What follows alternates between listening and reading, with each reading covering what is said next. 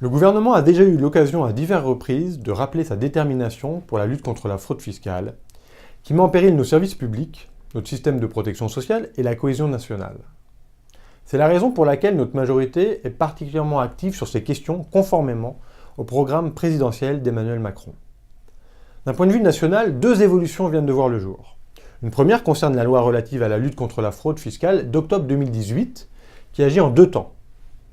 Elle crée des mesures fortes et inédites pour renforcer les moyens de détection, d'une part par l'instauration d'une police fiscale avec des pouvoirs d'enquête similaires à ceux des officiers de police judiciaire, par l'utilisation renforcée de logiciels de traitement de données comme outils de câblage et de contrôle, mais aussi par l'harmonisation des outils utilisés par l'administration. Elle renforce, d'autre part, les moyens de sanction de la fraude, avec la possibilité de publication des sanctions administratives, avec un mécanisme de sanction des complices, avec la remise en cause du fameux verrou de Bercy, qui oblige désormais le ministère de l'économie à informer le procureur de la République dès lors que le montant de la fraude équivaut ou est supérieur à 100 000 €. Et enfin, cette loi élargit la liste des paradis fiscaux. Une deuxième évolution apparaît dans la loi de finances de 2019, adoptée fin 2018, qui vient mettre en place un dispositif anti-abus contre certains montages financiers.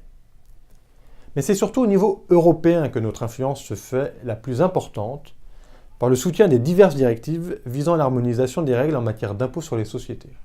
Et c'est aussi au niveau européen que nous plaidons pour une meilleure taxation des géants du numérique, les fameux GAFA. Pour ce faire, nous avons souhaité accélérer le calendrier d'adoption des directives européennes portant sur l'assiette commune consolidée pour l'impôt sur les sociétés, et à plus court terme, par une taxe sur le chiffre d'affaires des GAFA, qui rapporterait 1,3 milliard d'euros par an à l'échelle européenne, comme l'a annoncé le ministre de l'économie Bruno Le Maire.